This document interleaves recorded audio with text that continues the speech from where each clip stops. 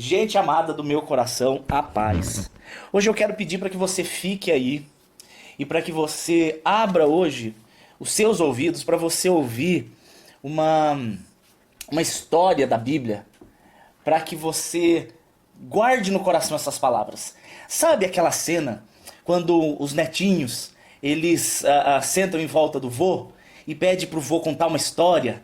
E aí o vô começa a contar a história e os netinhos, eles se envolvem naquela história. Sabe disso?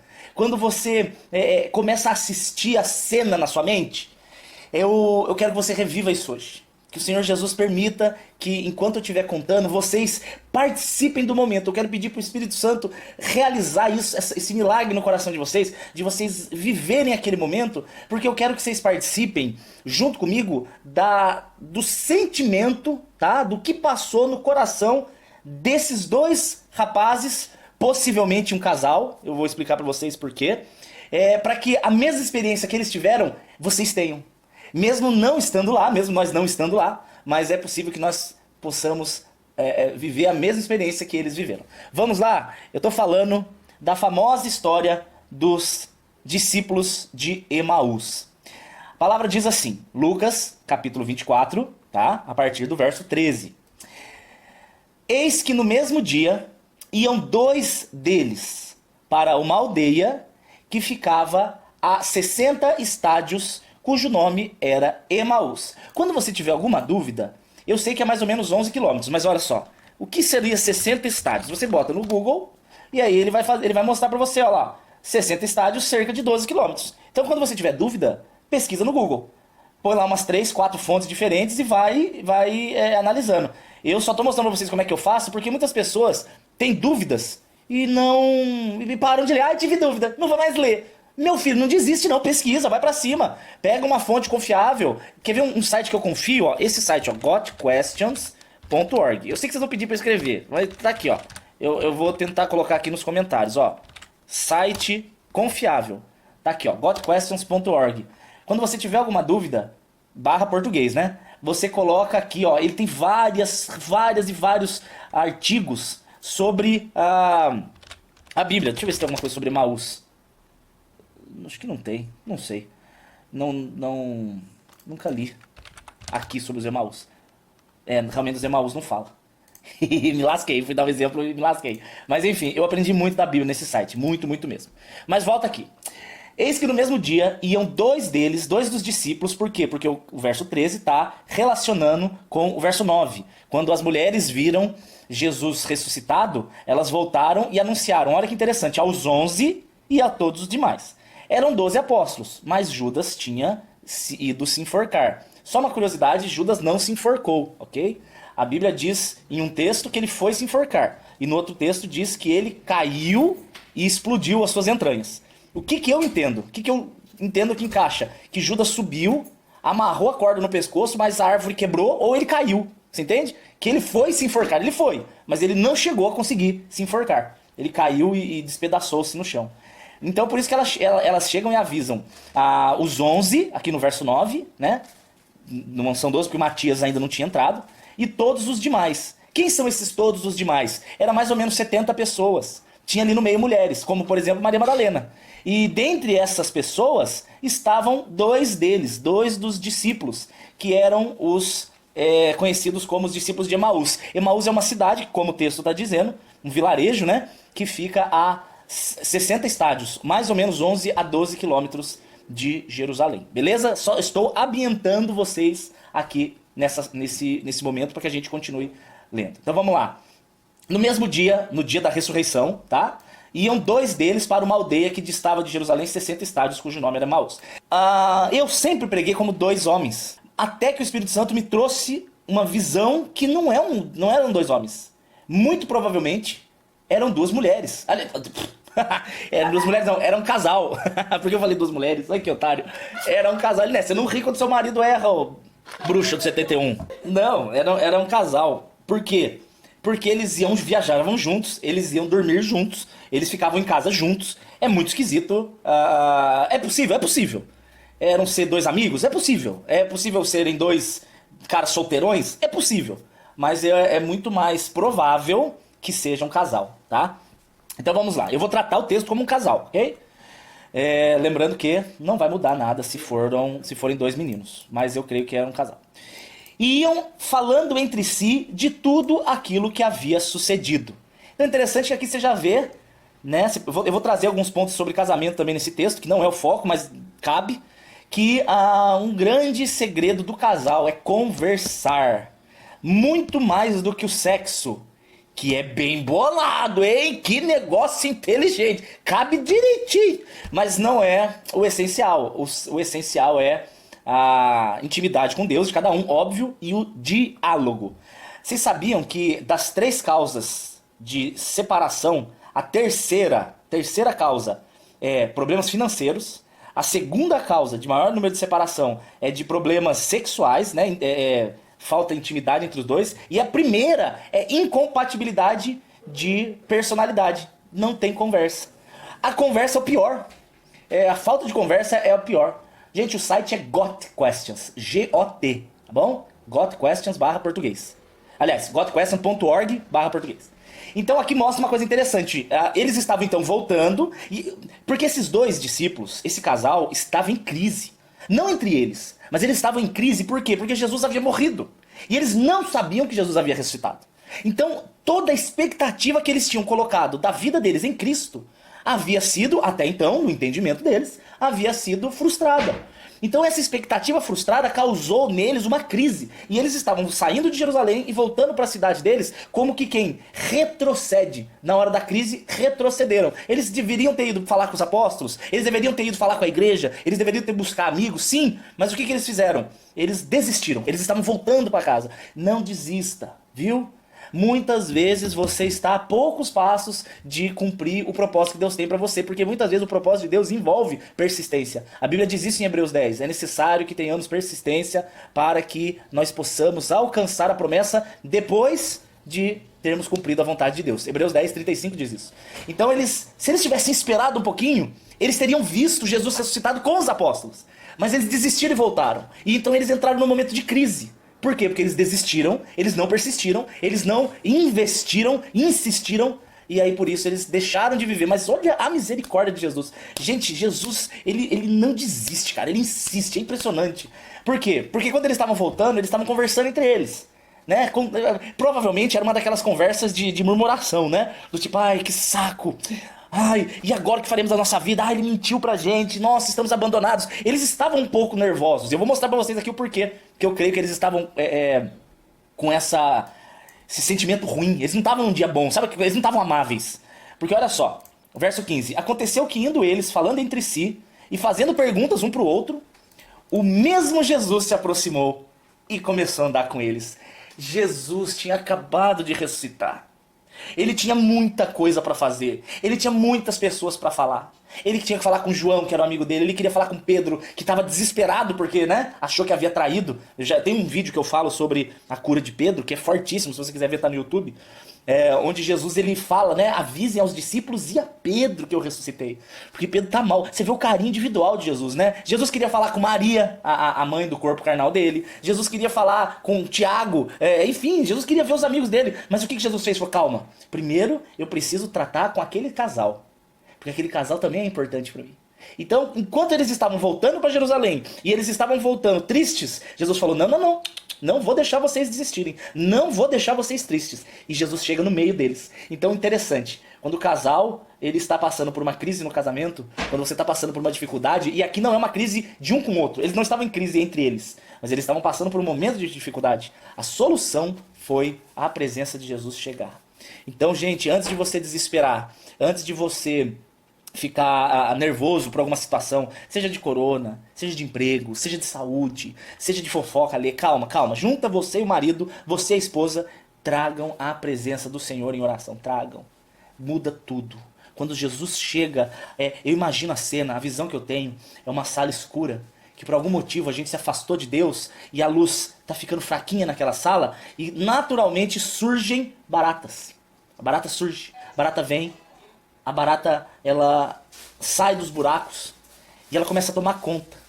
Agora, quando você traz a luz de Jesus e você acende a luz, a barata foge. Quando Jesus chega, as baratas fogem.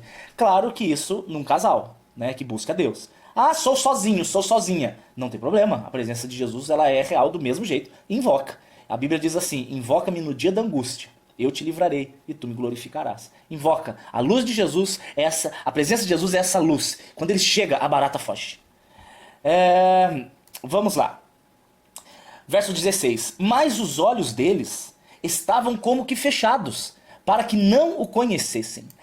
A murmuração deles, a incredulidade deles, o desânimo deles, fez com que o foco da mente deles não fosse a presença de Jesus ali. Eles estavam olhando o problema deles com tanta atenção que eles não perceberam que quem estava ali era o próprio Senhor Jesus. Então você tem que tomar muito cuidado, eu tenho que tomar muito cuidado, porque às vezes eu fico tão nervoso e às vezes eu fico tão preocupado com alguma situação que eu fico cego, que Deus ele é o socorro bem presente na angústia, e eu me esqueço disso e eu começo a me afogar no raso. Você já viu gente que se afoga no raso? A pessoa fica debatendo, fica lá morrendo, só que é só levantar, você tá no rasinho, a água tá dando na canela. Eu já vi várias vezes isso, é ridícula a cena, a pessoa tá lá achando que ela tá no fundo se afogando, quando você fala, mano, levanta, aí a pessoa dá até aquela vergonha, né? O Kiko. O Kiko? O Kiko. Ah, O Kiko eu não tenho esse amor por Chaves que ele nem tem, mas é o Kiko em Acapulco que ela tá falando.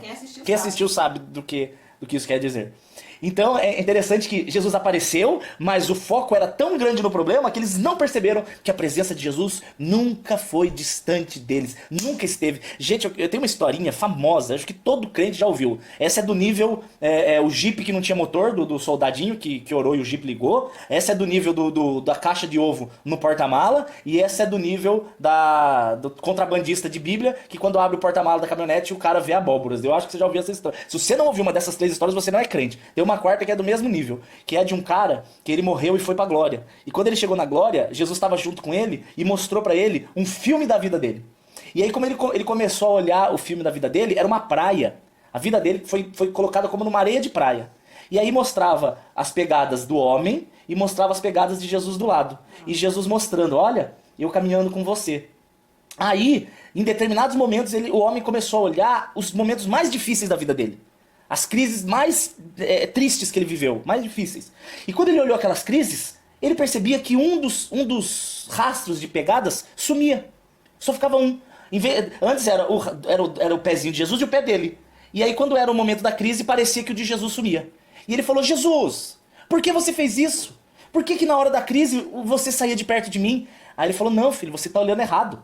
As pegadas que somem são as suas. Porque nos momentos de crise eu te pegava no colo. Olha que linda essa história, gente. Até engasguei aqui na goela. A baba ficou engasgada aqui na goela, vontade de chorar. Mas é verdade, cara. Porque na hora da crise a gente não percebe que Deus ele é o socorro bem presente na angústia. Ele não é o socorro presente, ele é o socorro bem presente. Então, Jesus, eu ia falar malandramente, mas eu acho que é meio herege falar que Jesus chega com malandragem, né? Mas ele chega aqui com um jeitinho Jesus de ser. Que ele adentra na situação sem ser enxerido, sabe? Ele não chega quebrando a porta. Ele chega ali como um gentleman, como quem sabe como chegar. Porque ele chega no casal e diz assim, que palavras são essas que caminhando vocês trocam entre vocês? Por que vocês estão tristes? Ah, gente, vai plantar batata. Jesus sabia o que estava acontecendo, mas ele chega e ele questiona justamente para ganhar acesso à intimidade dos dois. Se Jesus chegasse falando assim, não sei o que, porque vocês estão bravos, não, ele provavelmente na agressividade o coração seria fechado. Então, uma coisa que você tem que pedir a Deus é sensibilidade e sabedoria para saber como entrar na história, sabe? Eu não creio no evangelismo agressivo, não creio. Às vezes é necessário, sim, mas eu não creio. Você chegar uma pessoa e falar, você vai pro inferno, o que você tá fazendo é do inferno e do diabo e pecado. Eu nunca vi alguém se converter no medo. Nunca vi. O único exemplo que eu tenho disso é o de Jonas. Quando Jonas chega, mas Jonas não chega ameaçando. Ele chega avisando, fala, gente, ó, vai vir destruição pra Nínive. Até o rei rasga a blusa, eu vou me converter. Gente, quando é o Espírito Santo que faz, é simples, né? Mas o que Jesus faz? Jesus, ele chega e ele entra na história. Eu tento fazer, isso dá muito certo na minha vida, porque eu tento dar um jeito de entrar na vida da pessoa para falar de Jesus, sem a pessoa perceber que eu tô querendo falar de Jesus. Um exemplo, há pouco tempo atrás, eu fui levar um negócio de barbear que eu tinha para arrumar, e a menina começou a falar comigo de comida japonesa. E eu querendo falar de Jesus com ela. Eu falei, como é que eu vou falar de Jesus com ela? Olha que tática idiota, mas deu certo. Acabei falando de Jesus com a menina. Ela falando lá, enquanto eu falava com ela, ela tava arrumando lá o barbeador. Aí ela falou assim, não, porque gostoso é comida japonesa e tal. Falei, comida japonesa. Aí eu virei e falei, mas sabe por que comida japonesa é gostoso? Porque você come ela do jeito que Deus deu, não tem participação humana. O que vem de Deus é maravilhoso. Tem nada a ver o que eu tô falando, mas, cara, já foi o suficiente pra, você entendeu? Peça ao Senhor essas táticas. Não é sucintez, como é que fala? Tem uma perspicácia, né? Perspicácia, você fala, minha esposa meu Deus, que mulher. Enfim, Jesus fez isso. Só pra você não ser aquele crente chato, tá? Gente que fala de Jesus fora de hora transforma Jesus em chato. Você se torna chato. Sim. Você tá achando que você tá sendo... estou evangelizando. Não, você está enchendo o saco. É diferente. Evangelizar não é falar na hora errada. Dani, mas a Bíblia diz em tempo e fora de tempo. Ali ele está dizendo pra você não perder a oportunidade. Mas ele não está dizendo que é pra você falar todas as horas. Não é isso. Mas vamos lá. E Jesus disse a eles, que palavras são essas que vocês caminhando trocam entre vocês? Por que vocês estão tristes? E respondendo um deles, cujo nome era Cleopas, disse, você é o único peregrino em Jerusalém? E não sabe as coisas que têm acontecido nesses dias? Cavalo de uma figa. Respondeu Jesus com grosseria. Se tem duas pessoas que são cavala com Deus que eu tenho vontade de bater, primeiro é Caim. Quando Jesus fala, cadê teu irmão? Ele fala, por acaso eu sou babá dele? Meu Deus do céu! Dá um raio na testa desse cara. Tem um outro também, esqueci do Gideão. Quando Jesus chega pra ele e fala, homem, varão valoroso, Deus é contigo. Aí ele fala, se Deus fosse comigo, eu matava tudo os filisteus. Cavalo. Olha agora que o terceiro cavalo. Gideão, mas era falta de fé que ele tinha, né? Ele fala assim, o que esse... Você é o único peregrino que não sabe o que está acontecendo? Cavalo de uma figa, que raiva de falar assim com Jesus. Eu não gosto que mexa com Jesus, não. Você xinga eu, à vontade, mas não xinga Jesus e não xinga Elinéia. Senão eu sou capaz... Deus me controla. Verso 19. Então Jesus perguntou a eles, quais coisas? Jesus é demais, gente. Ele tinha aqui todo o direito de falar, oxe, olha o jeito que você fala, mal educado. Mas ele não fala isso. Ele aproveita a conversa, ele fala quais? E eles lhes disseram, as que dizem a respeito de Jesus de Nazaré, profeta, poderoso em obras e palavras diante de Deus e de todo o povo. Então aqui você vê que eles sabiam quem Jesus era. Eles tinham visto, eles criam. Só que, sabe por que Jesus aparece para eles? Porque eles eram pessoas que tinham fé. Eles tinham um conhecimento da palavra. Eles só eram ignorantes acerca da profundidade do assunto. Mas eles não eram ignorantes do assunto. Eles conheciam a Jesus. Por isso que eu falo, tem uma diferença muito grande entre o que está desviado e o apóstata. O apóstata é aquele cara que o Espírito Santo no coração dele esfriou. Não existe mais. Esse cara não tem mais salvação. Hebreus capítulo 6. O desviado é aquele cara que ele está afastado, mas ele ainda tem a presença aqui, que fala para você, volta para casa. Volta para casa. E eu tô aqui agora para servir de boca de Deus na sua vida, falando com você que está desviado. Volta para casa. Você sabe que você nunca deveria ter saído de lá. Você sabe que o seu lugar é lá. O que você tá... mas Dani, não existe desculpa que te afasta de Deus. Não existe.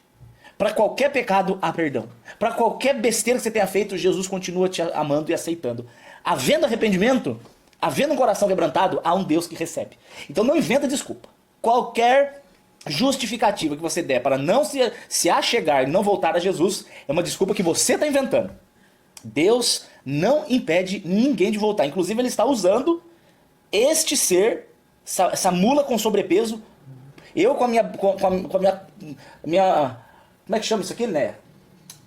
Quando você toma sol. Pele? Com a minha brancura? Não é tonalidade, gente. Meu bronzeado. Eu com meu bronzeado de palmito, de folha sulfite, estou aqui para falar para você. Volte para casa, porque Jesus está de braços abertos. Ele ainda é o cordeiro, mas em breve ele vem como leão. O leão não aceita ninguém. O cordeiro aceita. O leão vem trazer a justiça. A blasfêmia contra o Espírito Santo, dizendo aqui o Ivan, as pessoas sempre que eu falo isso, elas lembram da blasfêmia contra o Espírito Santo. A blasfêmia contra o Espírito Santo é incredulidade. Então não tem como você ser perdoado se você não crê no perdão. Então, já por si só, ela automaticamente exclui. Então se eu falo pra você, você deseja voltar, você se arrepende? Sim, me arrependo. Então automaticamente você não é incrédulo. Automaticamente você não está blasfemando contra o Espírito Santo. Volte, volte, volte, volte. Por isso que Jesus chegou pra eles, porque eles sabiam quem Jesus era. É o homem de Nazaré, é o profeta, poderoso em obras. Mas aí eles falam pra Jesus o motivo da tristeza deles. Ele fala aqui, os principais sacerdotes e os nossos príncipes o entregaram à condenação de morte e o crucificaram. E nós esperávamos que ele fosse o que remisse Israel. Um grande erro do judeu até hoje, eles não entendem. Eu vou contar uma coisa para vocês que é interessante.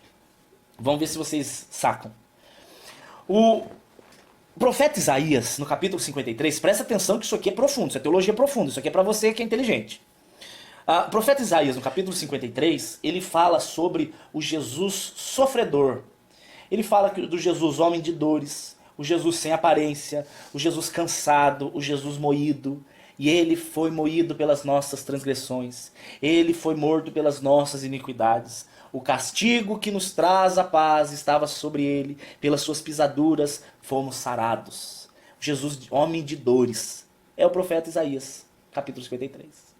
Só que se você pegar no livro de Daniel, capítulo 12, por exemplo, você vai ver o Jesus, o leão da tribo de Judá, o leão, o rei que vai reinar sobre as nações. Zacarias capítulo 14 mostra Jesus pisando no Monte das Oliveiras e reinando sobre toda a terra.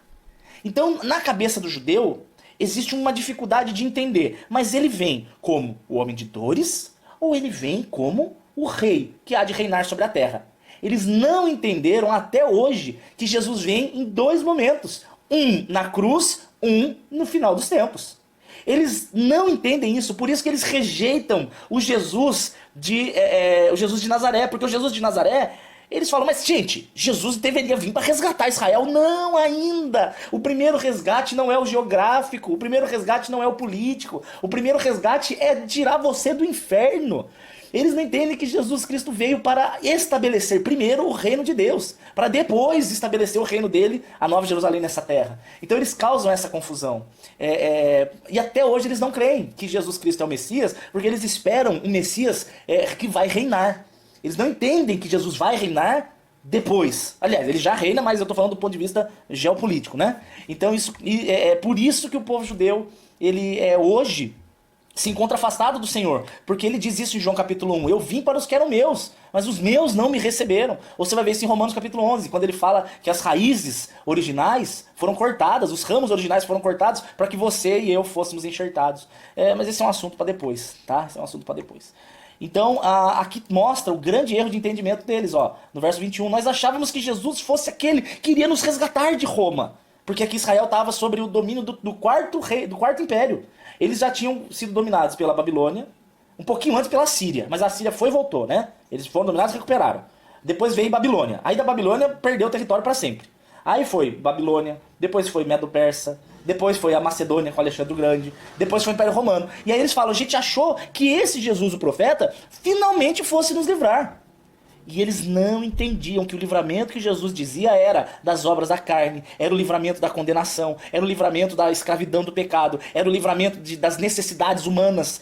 Quais necessidades humanas? As físicas? Não, as emocionais. Necessidade de carência, necessidade de aceitação, necessidade de aplauso, necessidade de... Enfim, muitas necessidades que em Jesus são supridas. Quando eu estou firme em Jesus, eu não ando ansioso. Quando eu estou firme em Jesus, eu não preciso de aceitação alheia. Quando eu estou firme em Jesus, eu sei quem eu sou, tenho identidade. Tudo essas coisas, essas necessidades do homem natural, e lembrem-se, homem natural, homem carnal, homem espiritual. O natural não conhece a Deus. O carnal conhece a Deus e vive em desobediência. E o espiritual conhece a Deus e vive em obediência. As necessidades do homem natural, as necessidades principalmente espirituais e emocionais, em Jesus, ele vem nos livrar desse tipo de domínio.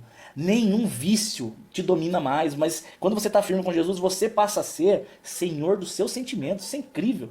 E eles não entendiam que é de tudo isso que Jesus vem trazer a libertação. Não era só uma questão política. E aí... Eles continuam reclamando com Jesus, dizendo, mas Jesus não, né? Eles não sabiam que era Jesus. Corrija essa parte. Ele fala assim, mas moço, misterioso, já é o terceiro dia desde que ele morreu, né? Desde que essas coisas aconteceram. E olha aqui, que vontade de dar um tapa na orelha. É verdade, né? É verdade que algumas mulheres dentre nós nos maravilharam, as quais de madrugada foram ao sepulcro, e não achando o seu corpo, voltaram dizendo que também tinham visto uma visão de anjos, que dizem que ele vive. Sabe o que é isso aqui? Isso aqui é você. Sabe quando? Quando você ouve algum testemunho. Meu Deus, eu nem tinha planejado falar isso e veio agora. Você está na igreja. E aí você ouve um testemunho. E alguém conta alguma coisa que Deus fez na vida dela. Aí no seu coração você fala, isso é pra ela, isso não é pra mim.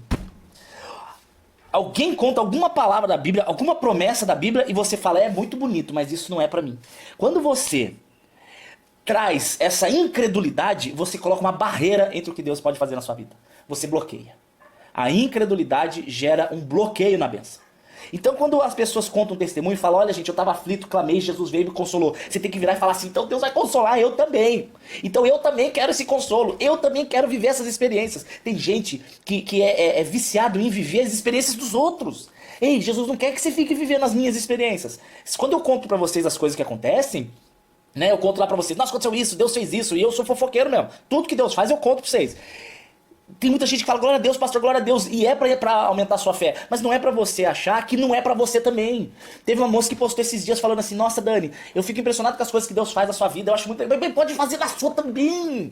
Então aqui você vê que esse casal, quando as meninas vieram contar um testemunho, eles estavam tão viciados na tristeza deles, que eles não acreditavam que aquilo que aconteceu com elas poderia ser verdade pra eles também. Então olha, a partir de hoje, não seja assim nunca mais. Você tem que entender que para Deus, Lucas capítulo 1, não existe impossível. A gente às vezes trata Deus com tentativa de explicar humanamente falando, né? E com Deus Deus ele não é preso nas leis da física. Deus não é preso em nada. Ele pode fazer o que ele quiser na hora que ele quiser. Eu não estou falando que você tem que ter inveja do que Deus fez na vida da outra pessoa. Não, mas é que você tem que crer que o mesmo Deus que é poderoso para fazer aquilo na vida da pessoa é poderoso para fazer na sua também. Simples assim. Quando eu vejo Deus falando com Moisés, você acha que eu penso assim, ai, queria tanto que Deus falasse comigo como Moisés, mas eu não mereço. Não, eu falo, Senhor, eu vou te buscar até eu te ouvir igual Moisés. Quando alguém conta lá pra mim, eu tava triste, chorei, Deus me consolou. Eu falei, eu vou chorar e orar até Deus me consolar também.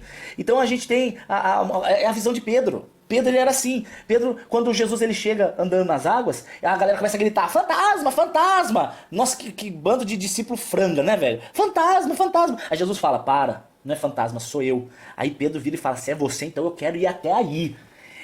Eu sempre achei que Pedro foi petulante, mas não é. Jesus gosta desses ousados, Jesus gosta de gente ousada. O que dá preguiça é gente murmurenta, gente que fica justificando. Não, seja ousado, vai pra cima, obedeça a Deus e creia de verdade. Ele pode fazer milagre na sua vida, pode, eu creio nisso. Gente do céu, eu vejo milagre sempre. Eu plantei a amora, e eu amo a amora. Gente, em um dia a amora fica pretinha, é milagre, eu fico feliz demais. Deus pode fazer a amora ficar pretinha de um dia pro outro. Verso 25. Aí Jesus... Meu Deus, o que eu cliquei nessa foto aqui? Como é que volta aqui, gente? Não quero essa foto. Ai. Lucas 24... Me perdi. 25. Lucas 24, 25. E Jesus lhes disse, nécios, tardios de coração para crer no que os profetas disseram. Você viu aqui? Esse puxão de orelha que Jesus está dando é exatamente o puxão de orelha que eu estou dando em vocês. Porque, olha, você chega lá pra pessoa, a pessoa fala, ai pastor, pequei horrorosamente. Eu falo, querido, 2 Coríntios 5,17, os que estão em Cristo são novas criaturas, as coisas velhas se passaram, Cristo fez tudo novo. Ai, mas eu me sinto sujo. Eu acabei de te mostrar que o sangue de Jesus te purifica de toda iniquidade. 1 João, capítulo 1, verso 9. Se você confessar, o sangue de Jesus te lava. Ai, mas eu continuo me sentindo sujo. Então, você quer que eu faça o quê? Você quer que eu faça o quê? Eu estou te falando o que a palavra de Deus diz. Eu estou falando o que o próprio Deus diz. Eu estou falando pra você o que o juiz diz. E você fica com enchimento de saco, não tem mais o que fazer. Então chega uma hora que assim, ou você crê ou você não crê, velho. Não tem que ficar... Ai, mas será? Ai, mas eu não me sinto. Ai, mas eu não percebo. Fé não é sentir. Fé é crer. Se vai sentir ou não, é depois de crer. Bem-aventurados os que não viram e creram. Você não pode condicionar o crer com o ver. O ver não é instrumento para crer. O ver é consequência de crer. Primeiro crer, para depois ver. Se você precisar ver para crer, você é infantil, você é criança. Você é Tomé. Eu só creio se deixar tocar na ferida. Jesus não vai se demonstrar para aquele que não tem fé. Se você precisa ver para crer, você é incrédulo. Agora, se você crer no que Deus diz, você vai ver. A Carla está perguntando se isso não é ser humilde. Não, cara, não. A partir do momento que Deus disse, acabou. Está falado. Eu vou duvidar do que a própria palavra diz. eu vou querer discutir com Deus de que a palavra dele não é bem aquilo que ele quis dizer, eu estou querendo ser mais justo que ele. Aí é o contrário de humildade, é soberba. A humildade está em ouvir a palavra e receber a palavra. Quando o Senhor vem e fala, ó, eu sou contigo, não te assombres, eu sou seu Deus. Quando passares pelas águas, eu estarei contigo. Quando passares pelo fogo, eles não te queimarão, nem chama alguma arderá em ti, porque eu te chamei pelo teu nome, tu és meu. Isaías 43 fala isso. Aí você lê um negócio desse e você fala, será que é mesmo? Será? Eu não percebo, não vejo isso na minha vida. Você recebeu uma cachoeira de Deus está vindo. Você tampou a cachoeira. Então é isso que Jesus fala, seus tardios, lerdos. Jesus fala tardio porque ele é crente, Jesus é crente. Porque se fosse eu ia falar seus idiotas, seus tontos, topeira, seus besouro vesgo, sei lá, qualquer coisa assim. E aí ele fala, porventura, não era necessário que Cristo morresse e passasse por essas coisas para então entrar na sua glória? Isso que ele está citando o Salmo 24. Levantai, ó portas. Quase chorei agora, meu Deus. Levantai, ó portas, as vossas cabeças, porque entrará o Rei da Glória. Meu Deus, que coisa linda. E começando por Moisés e por todos os profetas, explicava para eles o que sobre ele se falava nas Escrituras. Cara, eu já falei isso. E essa é uma das maiores invejas que eu tenho na minha vida. É a pregação que eles ouviram de Jesus quando ele pregou para eles sobre ele mesmo nos profetas. Eu queria muito ter ouvido isso. Meu Deus. Verso 28. Aqui que tá. Quando eles chegaram na aldeia, ou seja, eles ficaram por 11 quilômetros andando com Jesus. 11 quilômetros. Vamos calcular que um ser humano andando caminha a 6 quilômetros por hora, tá? Então se ele anda 6 quilômetros por hora, eles caminharam esses 11 quilômetros em mais ou menos de 2 a 3 horas. Eles tiveram 2 a 3 horas ouvindo Jesus explicando sobre ele nas Escrituras. Mas veja bem, Jesus não estava simplesmente derramando ensino. Jesus estava juntando o coraçãozinho deles, que estava em pedaços, e colocando o coraçãozinho deles no lugar. Aí ele estava ouvindo uma palavra agora onde fala sobre Deus restaurar, e a mulher falou uma coisa muito interessante. Ela falou assim, normalmente a gente olha a restauração como voltar a ser o que era. Então às vezes a gente olha uma pessoa destruída pela tristeza, e a gente fala, ó, Deus pode te restaurar. O que você imagina? Que Deus ele vai pegar você destruído e vai voltar a ser como era. Mas não, quando Deus restaura, ele faz você melhor do que você era antes. É melhor do que o novo. Jesus te deixa melhor do que novo. Então você está destruído pela tristeza, Jesus não vai pegar você e voltar para o normal que era. Ele vai pegar você e levar além, para ser parecido com ele. Então, depois desse tempo andando com ele, eles chegaram na aldeia de Emaús, para onde iam. E Jesus fez como quem ia para longe. Então eles estavam andando, os dois. Aí quando chegou na aldeia, Jesus meio que foi para ir embora. E aí eles o constrangeram dizendo, fica conosco, já é tarde, o dia já terminou. E Jesus entrou para ficar com eles. Fica, Senhor, já se faz tarde. Elinéia. Divino companheiro do caminho, sua presença eu sinto logo ao transitar, pois tu dissipaste toda a sombra, já tenho luz, a luz bendita do amor. E aí ele, fica, Senhor, já se faz tarde, meu Deus, tens meu coração para pousar. E aí, faz em mim morada permanente. Fica, Senhor, meu Salvador. Interessante que quando Jesus está para ir embora, é uma figura da semeadura que deu frutos. Quando você faz um paralelo desse texto com Mateus 13, você vai ver que a Bíblia diz que o semeador ele sai a semear e a semente cai em vários tipos de solo, não é verdade? E tirando a primeira, que é a semente que cai e o diabo come, ou seja, a palavra que chega e o coração nem recebe, todas as outras 3 sementes, elas chegam a criar raízes, né? A semente que cai na pedra cria raiz, a semente que cai na pedra não, na areia, ela cria raiz, a semente que cai nos espinhos cria raiz e a semente que cai no solo fértil. As 3 criam raízes. Sabe o que é esse sinal de raiz? É um sinal de que aquela palavra encontrou lugar. Então, Jesus ele chega e ele lança a palavra dele, e a palavra dele ela pode ou ser rejeitada, ou essa palavra ela vai ser absorvida, vai gerar um interesse. Quando gera o interesse é que a raiz encontrou um solo. E é interessante que Jesus ele lança a semente, ele deixa a semente brotar, e quando ele faz de ir embora, é porque primeiro Deus se revela, que é uma figura da salvação. Primeiro Deus se revela. A revelação, a manifestação é uma obra do Espírito Santo. Então o Espírito Santo se revela. E aí você crê, não rejeita, e aí a continuação depende do interesse que você tem. Então você vai ter de Deus o tanto que você se interessa por ter de Deus, em ter de Deus, né? Então Deus vai chegar e vai falar com você e comigo do mesmo jeito. Ele vai se manifestar, isso é a justificação. Mas a santificação depende de interesse. Tanto que quando Jesus chega e fala, olha, eu já me apresentei a vocês, né? Eu já me manifestei a vocês. Eu já vim como a forma do Espírito Santo que convence. E aí de novo ele foi para ir embora, dizendo, ó, já fiz a minha parte. Agora, se vocês me quiserem, demonstrem interesse. Então, quando ele faz de ir para longe, eles falam, fica conosco, já se faz tarde. Aí eles demonstram que o coração deles era desejoso pela presença. Então, Jesus ele se manifesta, mas se você não desejar a presença não fica. Jesus não fica onde ele não é desejado. Jesus ele se manifesta sim, mas ele não permanece no lugar onde ele não é adorado. Jesus, por que a Bíblia diz no Salmo 22 que Deus habita no meio dos louvores? Parece que a pessoa louva, aí Deus mora dentro do louvor. Não, não é isso que o Salmo está querendo dizer. O Salmo 22, quando ele diz Deus habita no meio dos louvores, significa Deus tem prazer em permanecer aonde ele é adorado. No lugar onde ele é querido e amado. Eu não vou ficar no lugar onde as pessoas não gostam de mim. Que prazer que eu tenho de ficar no meio de gente que fala mal de mim e não gosta de mim. Não quero ficar no meio de quem gosta de mim. De quem me ama, de quem me trata bem, de quem é meu amigo. Então Deus é assim, Deus ele é uma pessoa, tá? Deus ele tem sentimentos. Então Deus ele quer, ele é onipresente? Sim. Isso significa que ele está em todo lugar? Não, significa que ele pode estar, né? Porque na verdade é muito mais profundo que isso, porque nós estamos inseridos em Deus, como Atos 17 diz, mas isso é um assunto para outro vídeo.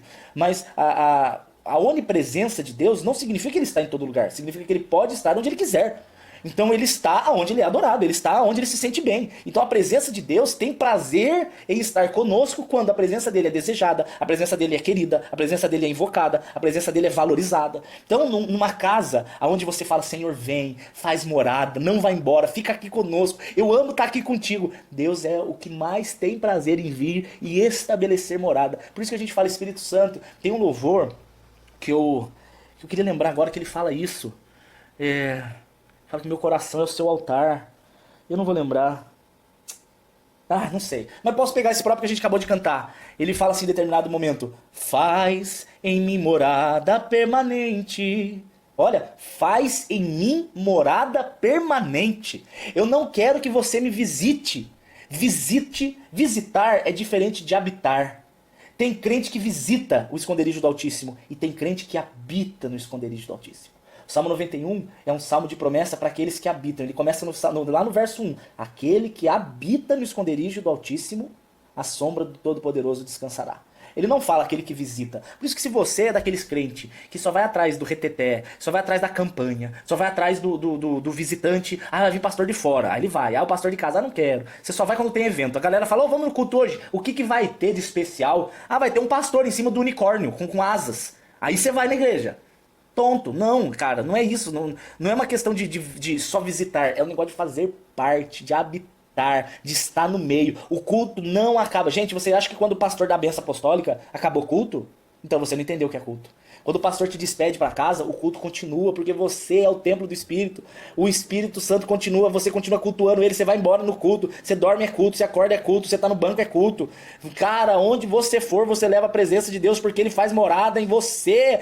Ô Jesus Cristo, o que mais que eu preciso te falar para você entender? Capivara, albina. Olha aqui, verso 29. E eles o constrangeram, dizendo, fica, já é tarde, não vai embora, fica com a gente. E aconteceu que quando ele sentou à mesa com eles, esse sentar à mesa é muito significativo. Porque o brasileiro ele é assim. Você tá na rua, fura o teu pneu, aí passa alguém para ajudar, você já convida o cara para ir na sua casa tomar café. O brasileiro é louco, o brasileiro coloca todo mundo para dentro de casa. O cara vem medir a água da Sabesp. Você já fala pro cara, entra e tomar um cafezinho. Você nem sabe quem é o cara já entra, é festa. O brasileiro é assim. Um judeu não faria isso nunca.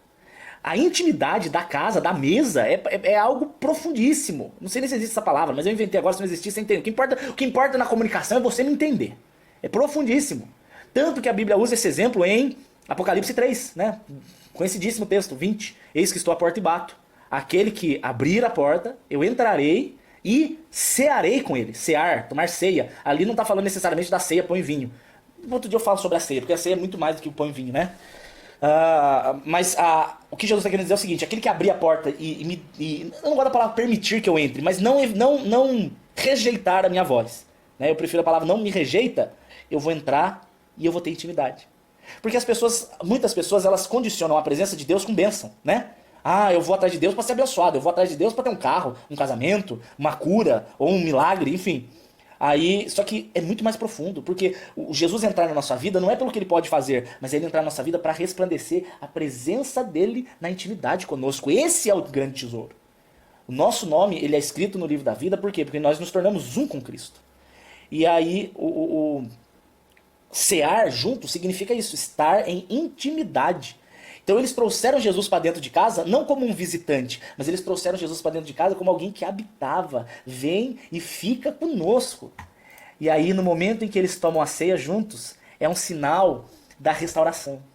Por isso que eu sou a favor do pecador arrependido tomar ceia. Eu tenho horror de gente que impede o outro de tomar ceia porque o outro errou. Pause. Tomar a ceia em pecado é uma coisa. Agora, aquele que pecou e se arrependeu deve tomar a ceia. Por que ele deve? Porque a ceia não é um simbolismo da morte e ressurreição na cruz? Se eu pegar o cara que errou e disser que ele não é digno de passar pela morte e ressurreição da cruz, eu estou automaticamente condenando o pecador. Estou falando para ele, você errou, você não é digno da cruz. Isso é uma idiotice. Isso é um bisão, é um bisão tapado. Eu gosto de usar animais com dificuldades para xingar vocês. O pecador, carente da graça, o que foi pego no erro, está precisando ser lavado e remido, vou impedir que ele tome a ceia. Ou seja, estou impedindo que ele passe pela cruz. Ridículo. Então aqui eles estavam desviados, eles estavam desistindo, incrédulos, aí Jesus vem, traz o evangelho para eles, o coração deles ferve, aí Jesus tem intimidade com eles, e para restabelecer a intimidade, para restaurar, eles passam pela cruz. Eles morrem e ressuscitam com Jesus. E aí Jesus abençoa o pão, parte e dá para eles. Sinal claro, estou dividindo com vocês o meu corpo. Estou dividindo com vocês a minha presença. Estou dividindo com vocês a minha intimidade. E aí o que acontece? Verso 31. Automaticamente então, os seus olhos são abertos. E eles o conheceram. E na hora que eles o conheceram, Jesus sumiu. Por quê? Porque Jesus ele sempre vai fazer o que é necessário. O necessário era, eu vim aqui para restaurar vocês. Restaurei, beleza, vou resolver outra coisa. Então, a hora que eles tiveram os olhos abertos, Jesus desapareceu de lá. Ele estava em corpo glorioso. Então aqui a gente pode conjecturar o corpo glorioso que atravessa portas, o corpo glorioso que mexe, que anda pelo tempo e espaço, né? Jesus, você vai ver, ele entra em portas fechadas, ele aparece, desaparece, ele estava numa outra existência terrena, que é o corpo glorioso que 2 Coríntios fala, ou 1 Coríntios 15, né? 2 Coríntios 5 ou 1 Coríntios 15. Depois você lê se você quiser saber mais sobre isso. Não vai dar tempo porque eu tenho só mais 5 minutos. Verso 33, verso 32. Então, logo depois de Jesus ter desaparecido, né? Disseram um para o outro. Porque eles entenderam que era Jesus ali, né? Eles falaram, mano, é Jesus. Meu Deus, era Jesus que com a gente. Mano não, né? Porque eu acho que o marido não chama a mulher de mano. Se bem que ele, né, me chama de cara, né? Cara. Ou campeão. Ela me chama de campeão. Dá raiva quando ela fala campeão. Fala, né, para, né? Eu gosto quando ela fala maridinho gostosinho. Aí eu fico muito feliz. E disseram um para o outro. Porventura não ardia em nós o nosso coração, quando pelo caminho nos falava e quando nos abria as escrituras? E na mesma hora levantaram-se e voltaram para Jerusalém. Eles não tiveram preguiça de voltar os 11 quilômetros. Falaram, gente, vamos voltar. Vamos restaurar, sem desculpa, sem preguiça, levanta e vai, porque Jesus é comigo. E aí eles encontraram congregado os 11 e os que estavam com ele, os quais diziam, verdadeiramente ressuscitou o Senhor. E apareceu a Pedro, e lhes contaram o que aconteceu com eles no caminho, e como deles fora conhecido no momento do partir do pão. E falando eles, os discípulos de Emaús, com os outros 11 e o resto que estava lá, o mesmo Jesus se apresentou no meio deles e disse, paz seja com vocês. Cara, que top. Quando Jesus chega, ele nos restaura, ele nos restabelece, ele aquece o nosso coração, ele ferve e a gente tem uma esperança de que vai dar certo.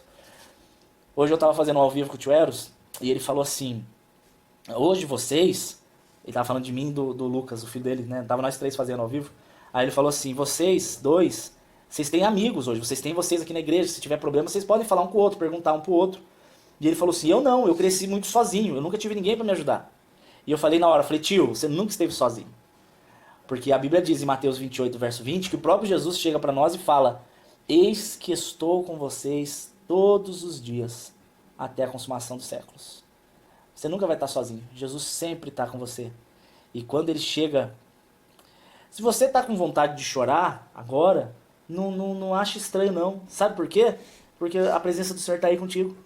É por isso que você está sentindo esse calor no coração diferente. Do mesmo jeito que os discípulos de Emaús. Você lembra como é que eu comecei esse ao vivo?